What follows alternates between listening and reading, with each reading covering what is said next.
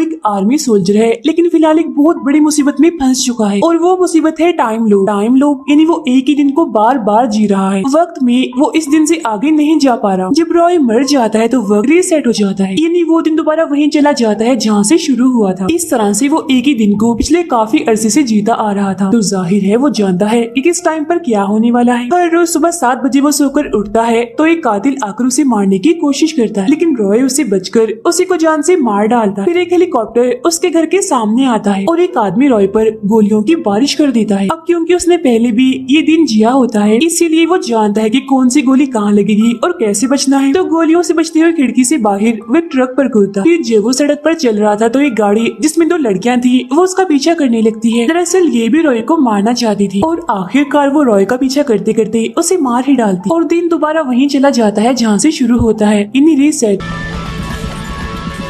अब इस तरह से बार बार मरने पर वो ये सीख ही लेता है कि उन लड़कियों से कैसे बचना है। जब वो उन दोनों लड़कियों से बच जाता है तो उसके सामने एक लड़की आ जाती है जो एक तलवारबाज थी। उसे तलवार काफी अच्छी चलाने आती थी। एक और कातिल है जो हर रोज उस पर बॉम्ब गिराता रहता है। अगर रॉय इन दोनों से बच भी गया तो यहाँ एक और कातिल भी है जो रॉय को मारना चाहता है और उससे काफी बहादुर भी है। अगर इससे भी वो बच गया तो इसके सामने 2 जर्मन आ जाते हैं जिनके हाथ में बड़ी बड़ी गन्स हैं। खैर जैसी तैसी अगर वो इससे भी बच जाता है तो उसका हमशक्ल एक आदमी है, वो रॉय को मार देगा और इसे हम नाम देंगे रॉय नंबर 2 का। अब इस तरह से बहुत सारे लोग हैं जो रॉय को मारते रहते हैं। अगर वो एक से बच गया तो दूसरा उसे नहीं छोड़ेगा, दूसरे से भी बच गया तो तीसरा तो उसे किसी भी सूरत मार ही देगा। यानी कुछ भी कर ले वो उसे हर रोज मरना ही है, चाहे वो किसी के भी हाथ से मर जाए। यही हम जान पाते हैं कि उसकी वाइफ भी है और उसकी वाइफ को रॉय के टाइम लूप के बारे में अच्छी सी पता है। एक दिन मौका देकर वो अपनी वाइफ को कॉल करता है उसके लैब में, क्योंकि वो वहाँ पर काम करती है। लेकिन फोन उसकी वाइफ का बॉस उठाता है और रॉय को बताता है कि तुम्हारी वाइफ का एक्सीडेंट हुआ था जिसमें उसकी मौत हो गई। अब हर रोज रॉय एक होटल में जाता है जहाँ वो हमेशा से ही एक लड़की को देखता रहता है जिसे वो पसंद करता है। यही एक लड़का उसका दोस्त बन जाता है जो हमेशा से ही उसे समझाता रहता है कि कभी भी गलत काम नहीं करने चाहिए, जैसे कि खून, चोरी, बाकी बुरे काम, क्योंकि इसका हमारे माशरे और सिक्योरिटी पर काफी बुरा असर पड़ता है। लेकिन रॉय उसकी बातों पर ध्यान ना देते हुए उसी लड़की को देखता रहता है। फिर जैसे ही 12:48 होते हैं बहुत सारे लोग उसे मारने के लिए होटल में आते हैं।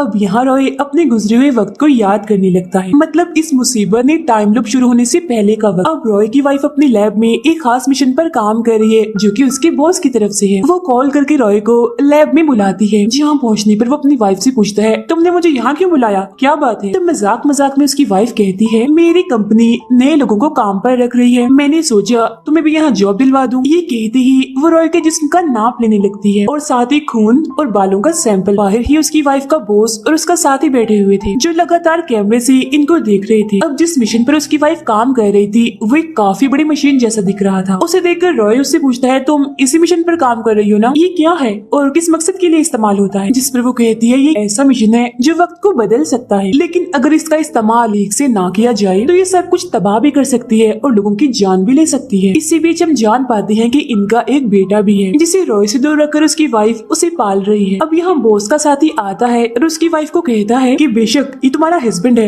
लेकिन हमारी लैब का तो नहीं है, ये बाहर का है और यहाँ पर बाहर के लोगों का आना मना है। जिस पर वो कहती है जी मुझे पता है, लेकिन मैंने कोई जरूरी बात करनी थी इसलिए इन्हें बुलाना पड़ा और मैं बॉस से बात कर लूंगी इस बारे में। फिर जब रॉय वहाँ से जाने लगता है तो उसकी वाइफ कहती है मैंने तुम्हारे बर्थडे का एक गिफ्ट भेजा है, उसे खोलकर जरूर देख लेना। और हाँ एक और जरूरी बात, तुम एक लफ्ज को याद कर लो, अपने जहन में बिठा लो, तुम्हारे काम आ सकता है और वो लफ्ज है ओसाइरस। रॉय के जाने के बाद बॉस अपने साथी से कहता है कि अब तुम ऐसा करो, इसका काम तमाम कर दो, कुछ लोगों की मदद से इसे मरवा दो, क्योंकि जिस मिशन पर हम काम कर रहे हैं वो बहुत ही खतरनाक है और इसने क्योंकि यहाँ आकर सब कुछ देख लिया है तो बाहर जाकर वो हमारे मिशन के बारे में जरूर सबको बता देगा। अब बॉस रॉय की वाइफ को भी बुलाकर काफी डांटता है और कहता है जब तुम्हें पता है कि लैब में बाहर वाला कोई भी इंसान नहीं आ सकता तो तुमने फिर उसे यहाँ कैसे बुलाया, बहुत गलत किया तुमने, भारी कीमत अदा करनी पड़ेगी अब तुम।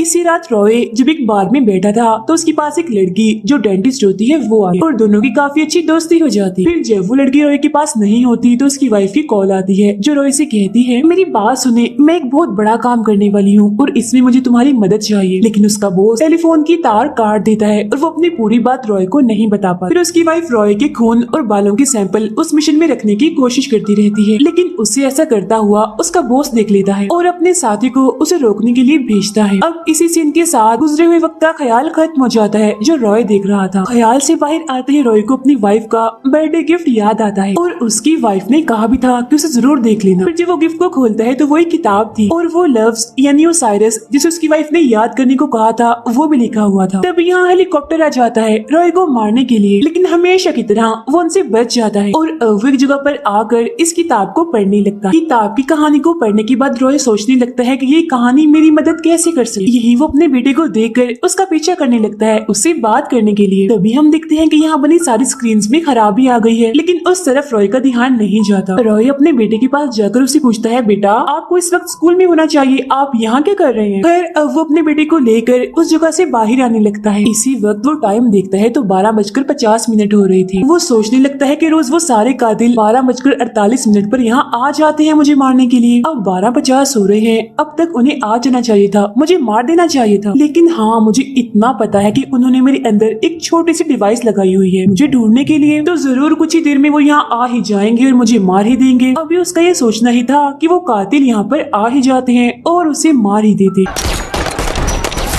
तब दिन दोबारा शुरू हो जाता है। अब रॉय अपने होटल वाले दोस्त के पास जाता है जो उसे समझा रहा था। रॉय उसे कहता है कि मुझे लगता है कि मेरे जिस्म में किसी ने छोटी सी डिवाइस लगाई हुई है मुझे ढूंढने के लिए। तुम तो इस बारे में जानते हो ना, तो बता दो वो डिवाइस कहाँ पर लगती है जिसमें। जिस पर उसका दोस्त कहता है, मुझे ज्यादा कुछ नहीं पता, लेकिन हाँ इसे 100% दांतों में लगाया जाता है। ये सुनते ही दोबारा से रॉय गुजरे हुए वक्त को याद करने लगता है। दरअसल रॉय जब डेंटिस्ट लड़की से मिला था तो उसने रॉय के ड्रिंक में कुछ मिला दिया था जिससे वो बेहोश हो गया। बेहोशी के दौरान ही डेंटिस्ट ने उसके दांतों में छोटी सी डिवाइस लगा दी और ये सब किसी और ने नहीं बल्कि उसकी वाइफ के बॉस ने करवाया। उसने डेंटिस्ट को इस्तेमाल करके रॉय के दांतों में वो डिवाइस लगवाई ताकि अगर वो एक कातिल से बच जाए तो दूसरा उसे ढूंढकर मार ही दे। ये जानने के बाद फौरन रॉय अपने दांतों से वो छोटी सी डिवाइस निकाल लेता है।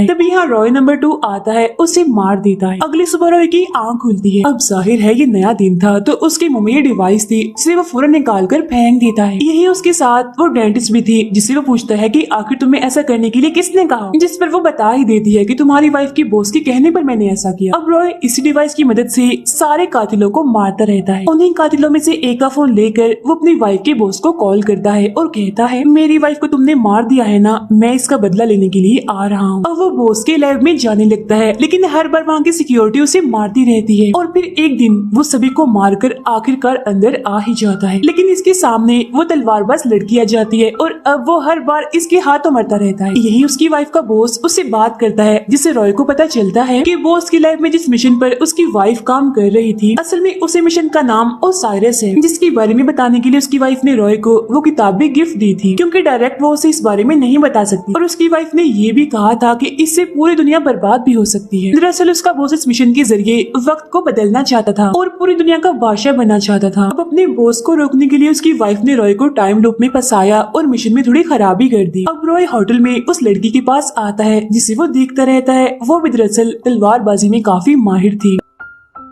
रॉय उससे कहता है, मुझे भी तुम तलवारबाजी सिखा दो ना प्लीज। तब वो उसकी बात मान जाती है और रॉय को काफी अच्छी तलवारबाजी सिखा देती है। और अब की बार रॉय लैब में गन्स लेकर नहीं बल्कि तलवार लेकर जाता है और आखिरकार उस तलवारबाज लड़की को मार ही देता है जो कब से उसका रास्ता रोकती आ रही। इसके बाद वो बॉस को मारने के लिए जाता है। तब बॉस रॉय से कहता है कि अगर तुम मुझे मारोगे तो तुम्हारा बेटा भी मारा जाए, लेकिन इसके बावजूद भी वो उसकी एक नहीं सुनता और बॉस को मार देता है। रॉय फौरन अपने बेटे को बचाने के लिए उस जगह पर पहुँचता है जहाँ उसे उसका बेटा मिला था, लेकिन तब तक काफी देर हो चुकी थी क्योंकि बॉस के लोग उसके बेटे को मार चुके थे। इसी दौरान उस मिशन को चला दिया जाता है जिससे वहाँ एक काफी बड़ा धमाका होता है जिसमें काफी लोगों के साथ साथ रॉय भी मर जाता है। अब अगली सुबह जब वो जागता है तो काफी मायूस और दुखी हो चुका था, ये सोचकर कि इतनी मेहनत की मैंने लेकिन कोई भी फायदा नहीं हुआ। इसीलिए वो हमेशा की तरह बार बार उन कातिलों से मरता रहता है। अब वो सोचता है कि वैसे तो ये सब खत्म होने वाला है नहीं, तो मैं ऐसा करता हूँ हर बार अपने बेटे के साथ टाइम गुजार लेता। तो वो ऐसे ही करता है, अपने बेटे के साथ काफी अच्छा वक्त गुजारता है। दोनों काफी खुश होते हैं। रॉय अपने बेटे को ये नहीं बताता कि मैं तुम्हारा फादर हूँ, वो बस ये कहता है कि मैं तुम्हारा एक दोस्त हूँ। उनकी बातचीत के दौरान उसका बेटा कहता है कि आज मैंने मामा से बात की। ये सुनकर रॉय काफी हैरान हो जाता है और सोचने लगता है कि इसका मतलब ये है मेरी वाइफ मरी नहीं बल्कि अभी जिंदा है। वो लैब में जाकर बॉस के साथी को मार मार कर उससे अपनी वाइफ के बारे में पूछता है, जिस पर वो बताने लगता है कि तुम्हारी वाइफ ने उस मिशन में थोड़ी खराबी कर दी ताकि बॉस उसे इस्तेमाल ना कर पाए। जब बॉस को इस बारे में पता चला तो उसने तुम्हारी वाइफ को मार दिया। अब कैमरास के जरिए रॉय को पता चलता है कि इन्होंने उसकी वाइफ को 7:14 पर मारा था। तब यहाँ वो अपनी वाइफ को बचाने के लिए खुदकुशी कर लेता है। इस बार क्योंकि वो खुदकुशी करके मरा था इसीलिए वो 7 बजे जागता है। अब अपनी वाइफ को बचाने के लिए उसके पास सिर्फ 14 मिनट होते हैं। अब रॉय जहाँ था वहाँ एक हेलीकॉप्टर आता है जिसकी मदद से वो बॉस के लैब में जाता है। फिर वो एक काफी ताकतवर गन से लैब में मौजूद उन सभी लोगों को मार देता है जिन्होंने 7:14 पर उसकी वाइफ को मारना था। इस तरह से उसे बचा लेता है। यहाँ रॉय की वाइफ उससे माफी मांगती है कि प्लीज मुझे माफ कर देना, ना चाहते हुए भी मुझे तुम्हें उस टाइम लूप में फंसाना पड़ा क्योंकि बॉस को रोकने के लिए मेरे पास और कोई रास्ता नहीं था और ये बात तुम्हें मैं डायरेक्ट साफ साफ नहीं बता सकती थी क्योंकि बॉस के लोगों ने मुसलसल मेरे ऊपर नजर रखी हुई, इसीलिए मैंने तुम्हें टाइम लूप में फंसाया और इस मिशन में थोड़ी खराबी कर दी। ये खराबी भी तुम्हारे जरिए ही की मैंने क्योंकि तुम्हारे बालों का और खून का जो सैंपल मैंने लिया था उसे ठीक मौका देकर मैंने इस मिशन में डाल ही दिया। इसीलिए अब तुम्हें इस मिशन जो एक मशीन जैसी है इसमें जाकर सब कुछ ठीक कर सकते हो। मतलब अगर तुम इस मिशन में जाओगे तो टाइम रीसेट हो जाएगा और तुम अपने वक्त को दोबारा से शुरू कर सकते हो, यानी कि टाइम लूप से तुम्हारी जान छूट जाएगी, टाइम लूप खत्म हो जाएगा और तुम दिन में आगे बढ़ जाओगे। यहाँ उसकी वाइफ की आंखें भर आती हैं कि जिस रॉय को मैं चाहती थी जो अच्छा इंसान बने वो वापस लौट ही आया, यानी उसने अपनी वाइफ, बच्चे और सबको बचाने के लिए अपनी जान खतरे में डाल दी। इसके बाद वो अपनी वाइफ को आखिरी गुड बाय कहकर उस मिशन में चला ही जाता है और इसी के साथ ये फिल्म यहीं पर खत्म हो जाती है।